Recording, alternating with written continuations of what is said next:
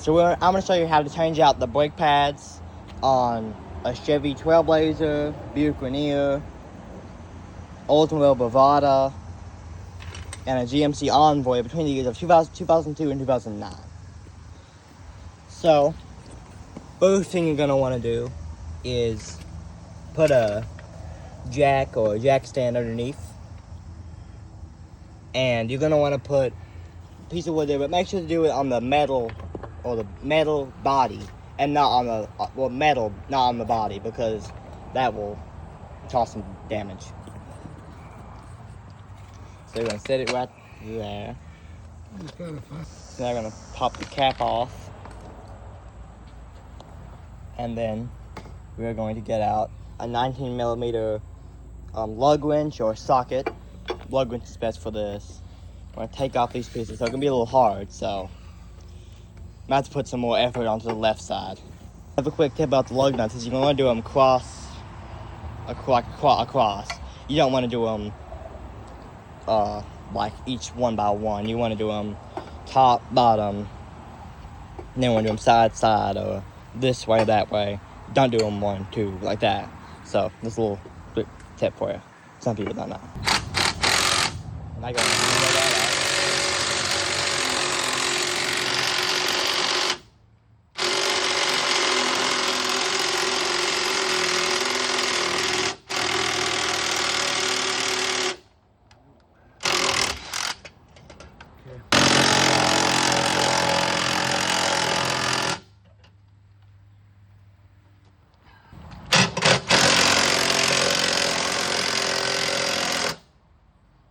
Raise that tire up just a little bit.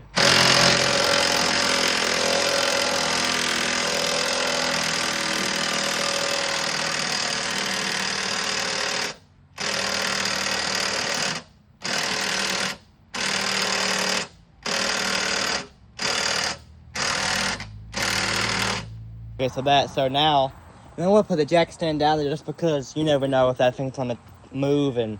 Jack stand's designed for the weight. Yes. This ain't. Yes. It's not. Anything can happen. Something break. Yeah, so if that falls, then if you get your head and arm crushed, you just gotta put that down there because that will help you out a little bit. Now we're gonna move the 19mm bolts with Craftsman impact driver.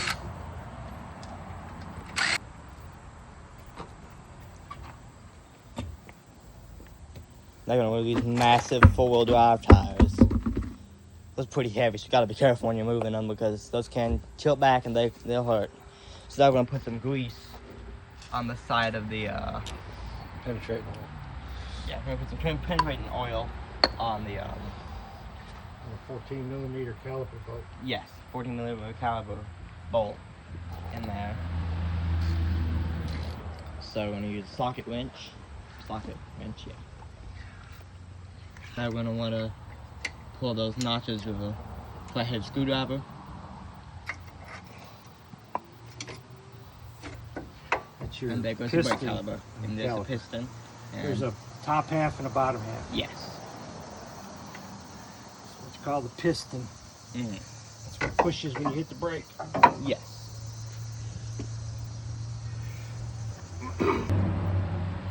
Hit the pad with a little bit of rubber hammer. Wouldn't recommend another one. Screwed up somewhere, knock those little pieces up. There goes your old pads.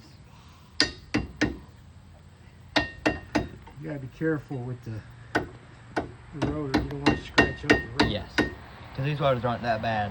So go back and if you were looking at your rotors and say, well, I'm taking out the brake pads, it's making a squealing sound. And you put your rotors and they feel like sandpaper or worse, then brake pads aren't going to help much because the rotor is what the main problem is. Luckily these ones aren't too bad, they're still a little busty, but they're not too bad. The comparison between the new pads and the old pads. Look at how close. Actually, let me go. But yeah, look at that. Look how close that is to the metal. That's what's left of the pad right there. That's the metal. That's the pad. That's the new one. Look at that. Man, big difference. Big difference. That's a big difference. Now you're gonna wanna get the quid out of there with the screwdriver, flathead one. And you have to light up there. hanging right there. Clean that a little bit.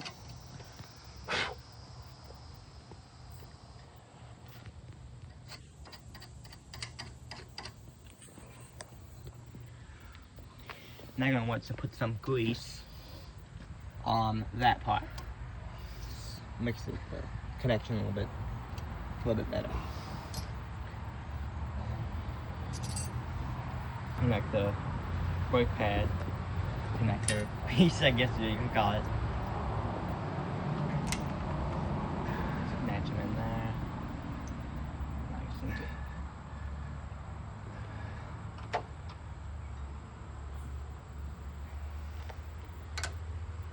Pop that part out. Retainer clip, by the way, it's not brake pad connector piece. Well, I guess it is. I'm just gonna scrape some of the pieces out of there. If I had a screwdriver. And put some more oil on those sides. It just kind of looks like blood or jelly. I'm just using a high-tech grease.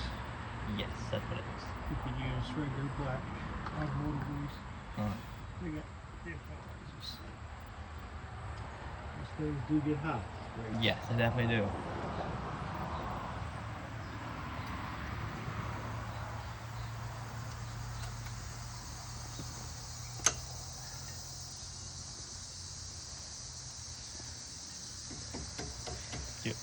Nice good whack with the hammer.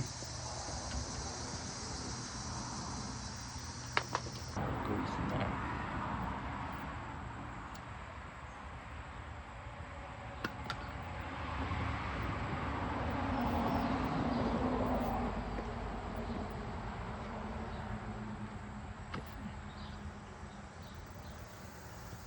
Now I'm gonna stick the new brake pads in.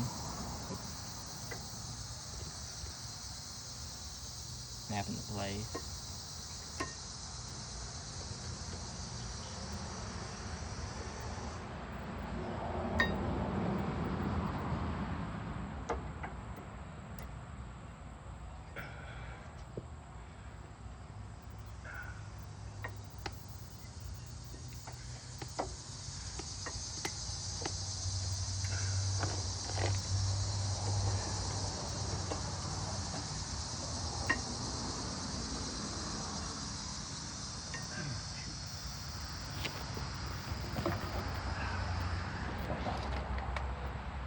Gotta work with these a little bit. So one quick thing about the tool is that you're not gonna, there's no hyper-tough Black & Decker fan that's gonna be working on these. You're gonna burn it up in 4 seconds. Because that one's almost burned up on us. It's starting to smell. That one hasn't started it yet in your favor. So yeah, definitely want some heavy-duty tools to move that, the drill in that stuff. And actually, I think that the air tool is probably the best because those are, I have a lot more torque than those do. Anyhow, yeah. Be safe, guys. So now, I'm gonna put some glue on the caliper piston ring piece. Grease. There we go.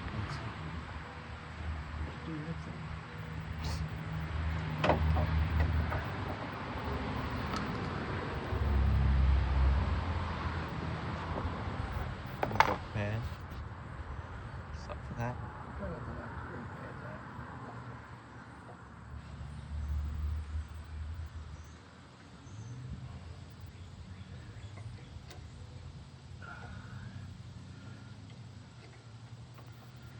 Now I want to stick that. That's the wrong way. Yeah, make sure it's got the right weight. Wait, people, because put on backward. Most likely they're not going to fit, and if they do, they're going to be real quickly have the difference. See this caliper? Yes.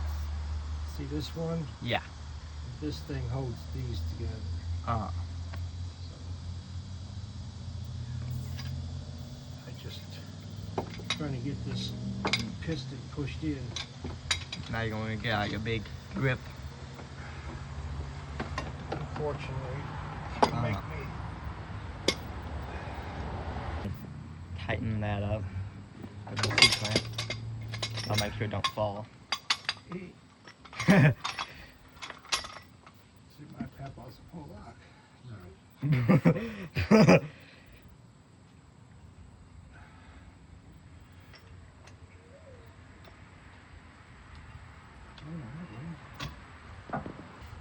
That took a few minutes, but now it's pretty much.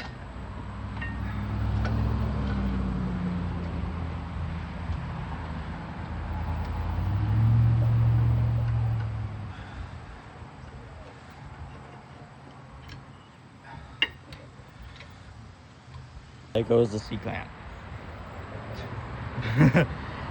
For now. That piece back on. Caliper back on the pad.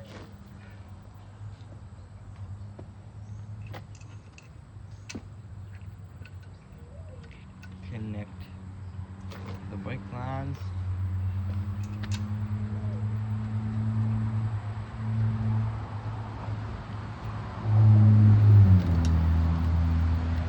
Get out.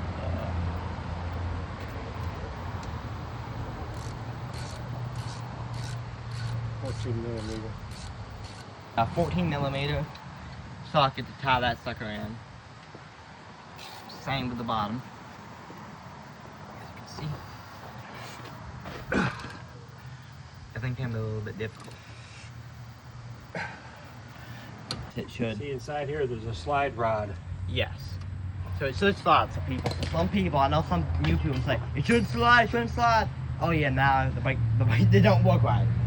So, you can figure that out when you can't stop at the stop like, oh crap, oh now your front of your vehicle is in the wheel of another one, so. When I hit the brakes on it, it's gonna.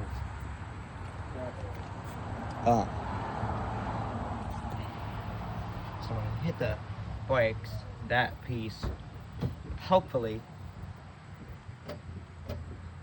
should, see it moving? See if they slide now. They don't.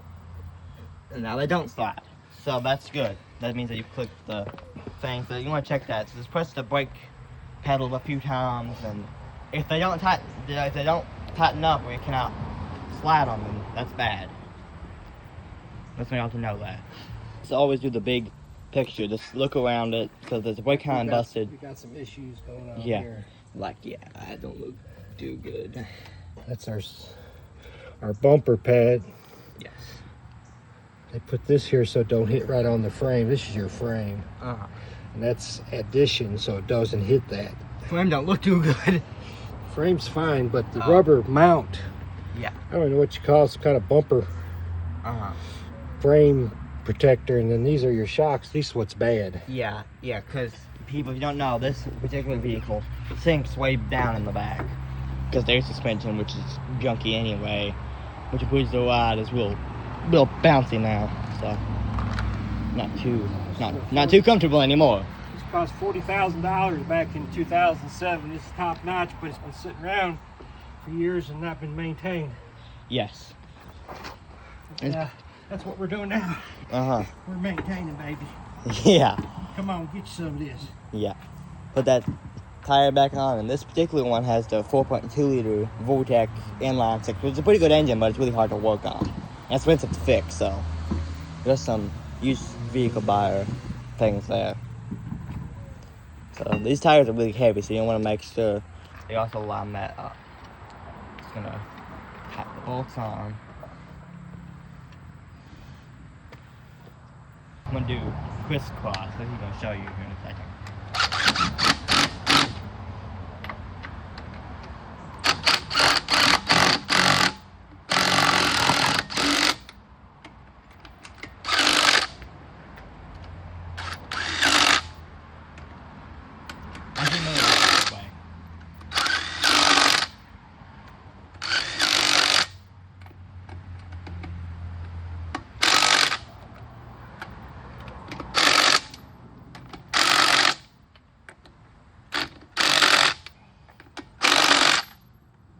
So yes, so you gotta do them crisscross like there, there, there, there. So yeah, because can't do it the other way.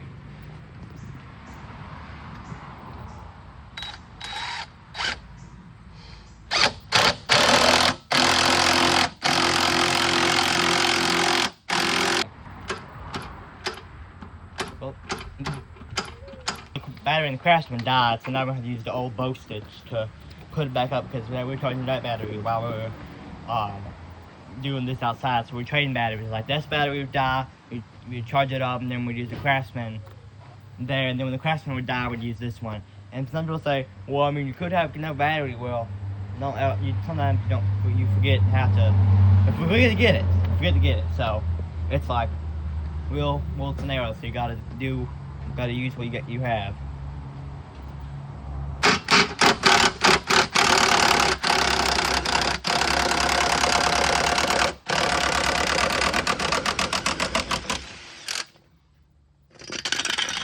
Yeah, we tell that suspension's real messed up.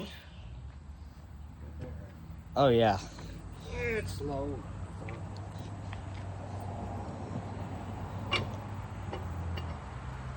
Tighten these a little bit.